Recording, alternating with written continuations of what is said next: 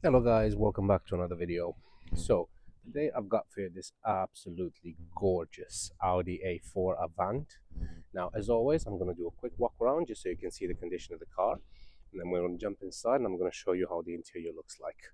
So this is, like I said, an Audi A4 Avant SE TDI with the registration number Mike Foxtrot 09 X-Ray Foxtrot Sierra.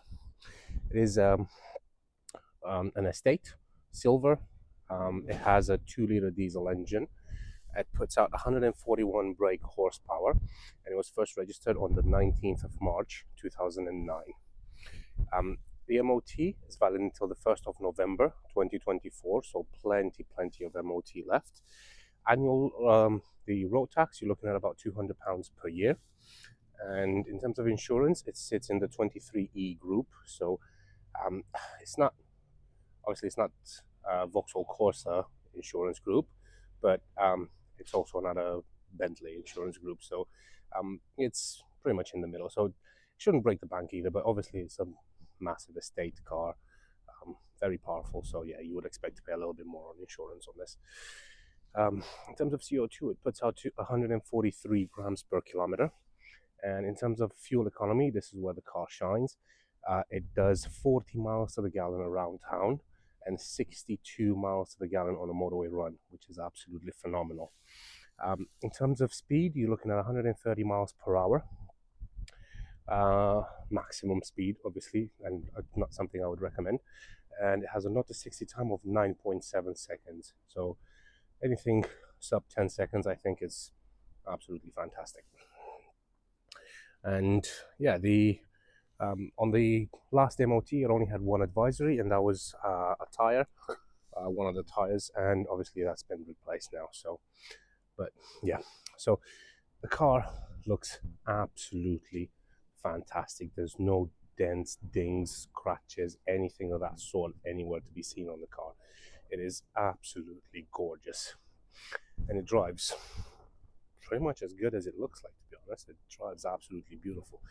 You have this tinted rear windows just to give you more privacy in the rear. Obviously, it's great for kids if you don't want them to be exposed to the sun directly whenever we get sun. It doesn't happen very often, but when it does, maybe you don't want to expose them. But let's just get to the interior because this is absolutely gorgeous. So the seats are in absolutely lovely condition. That's just my microphone, don't worry about that. So yeah, seats absolutely lovely, no tears or rips or anything like that. And obviously you've got your window switch over there, and you've got your glove box in there with your owner's manual present as well. And absolutely loads of leg room and headroom as well, absolutely massive. So right, just move over to the rear, and moving over to the back, you've got electric windows both front and back as well. You've got isofix points on each side, so you can fit two car seats in here. And again, the seats absolutely lovely. And over here you've got an armrest as well, which goes down, so you can rest your elbow as well if you'd like. So yeah, and you do have one of those well, that's basically some storage in there. I thought it's one of those through loadings, but apparently it's not. It's just some storage in the back of that. But obviously you can fold the seats down if you want. Let's just put this back. Yeah, so the seats do fold down and they lie pretty much completely flat, just to give you absolutely loads of luggage in the rear. Again, the car, you can see, is absolutely spotless. Look how clean the tailpipes are. Beautiful. Looking inside, you've got a absolutely huge loading area in the boot, and over here you do have a 12-volt socket, and you've got some storage in there as well. And down here you've got pretty much all your components and everything. That's probably if you need to change a light bulb or anything like that, you can access it from there. Down here you've got your spare tire. It is a space saver spare tire, so max you can do is like 50 miles an hour. So, but hopefully you're never gonna need it. And the parcel shelf, which does come with this net as well, which is excellent for dogs. If you've got dogs and you want to keep them in the rear, then obviously that will keep them in place instead of them running around everywhere in the car. And the parcel shelf stays there, and then obviously you can close the boot lid and they'll just keep your valuable from prying eyes. But one cool thing that I like about this is that if you lift it, it just goes up and it stays there. So you can either have it there and then just pull on it and it just slides down that thing and then it stays there. So pretty cool. Or you can just remove it completely. Obviously you can take that off completely and that'll just give you loads and loads of loading room.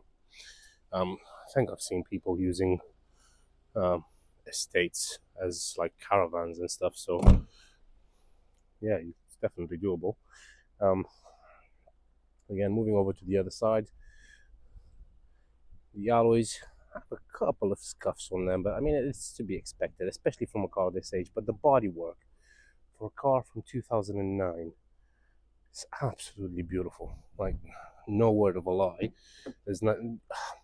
If you're new to the channel and if this is the first video that you see of mine, go back and look at others, and you're gonna see that any imperfection on the car, I will always get a close-up of it just to show you, just so you don't waste time driving over here and then finding out that the car is not how I said it was. But there's nothing I can say on this one. Absolutely nothing. It's absolutely mint. Now, as you can see, again, rear seats, absolutely lovely. Isofix points on this side as well. And like I said, you've got this handle here which you can pull on and that will just fold the seats down. And moving over to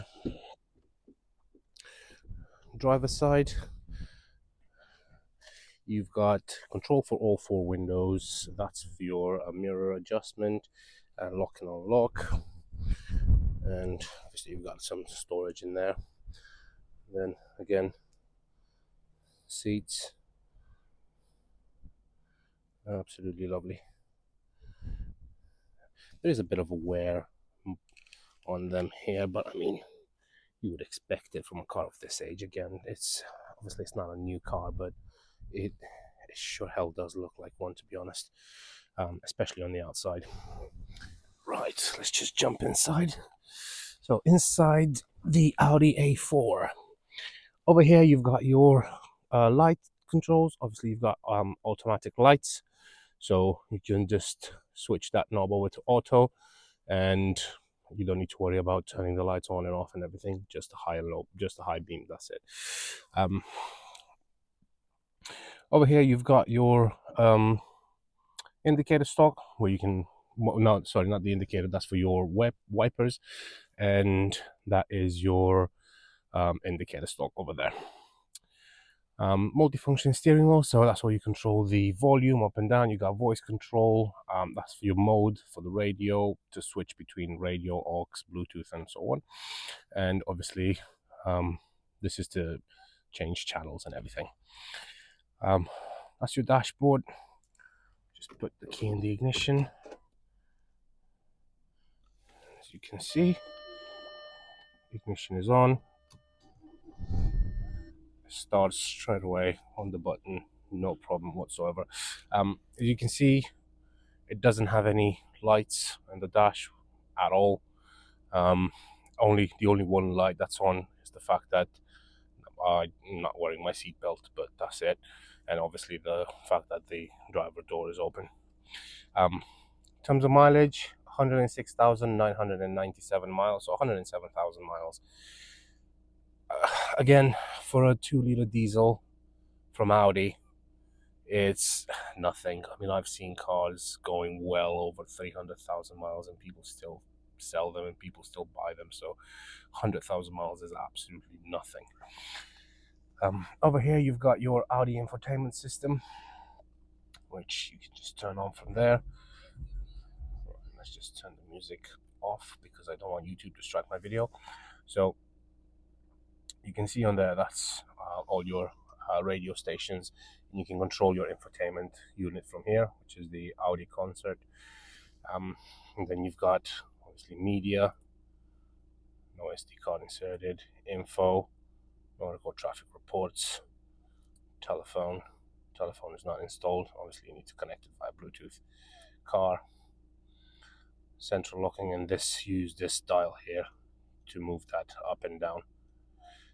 So you've got central locking, exterior lighting, instrument cluster, service interval, vehicle ID number, windows, windscreen wipers, and so on and so forth. And then setup, there are no further vehicle settings available. So yeah, let's put it back onto radio. Sounds really good as well. Right, but obviously I'm not going to leave the music on because A, I want you to hear me, and B, I don't want YouTube to strike the video. But yeah, you've got all your controls over there for your radio. You have a CD player in there as well, so if you want to listen to CDs, by all means, go for it. Down there, you've got your climate control, so you can select the temperature and everything. So you do have dual zone climate control, so you can have, as you can see here, you can have a different temperature set to the passenger to the one on the driver. So let's say if your passenger is cold, just crank it up to 24, 25 degrees. If you're warm, just turn it down to 19, 20, I guess. So it just, well, it's better. AC as well, recirculation, that's your front window defrost, rear window defrost, auto. Auto is great as well. Just set it to, let's say, 22. I think 22 is like the sweet spot. So set it to 22 degrees, and then the car will maintain that temperature. If it gets too hot, it turns on the cold air. If it gets too cold, it turns on the hot air, and so on. Down here, you've got a 12-volt socket and what probably used to be an ashtray that I don't think manufacturers intend to have it as an ashtray anymore.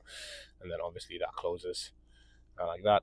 It's very, very satisfying the way it closes. Very gentle. It goes back up. You've got your electronic handbrake here, and it's got a 6-speed manual gearbox. And what I'm going to do is what I do with every car. I'm just going to take it through all the gears, first to sixth, just so you can hear that there's no crunches from the gearbox. Clutch is fine, the gearbox fine, everything is absolutely fine. So foot on the clutch, and first, second, third, fourth, fifth, sixth. Then obviously reverse, you press on it, and then to the left and reverse. So yeah, absolutely fine, no issues with the clutch whatsoever. The gearbox is absolutely spot on. This is your electronic stability program, so ESP. If you want to turn that off, I wouldn't recommend it, but if you're buying it, it's your car, you do what you please. I really like this silver finish on the side here, and obviously it translates onto there as well. It kind of imitates carbon fiber-ish.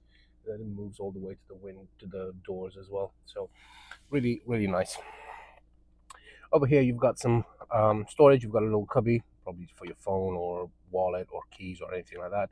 And then over here, you've got 2 cup holders, a small one for your smaller size cans like Red Bull and stuff like that. Not sponsored by any brands or anything else that I mentioned in here. I'm not sponsored by anybody, so I don't care.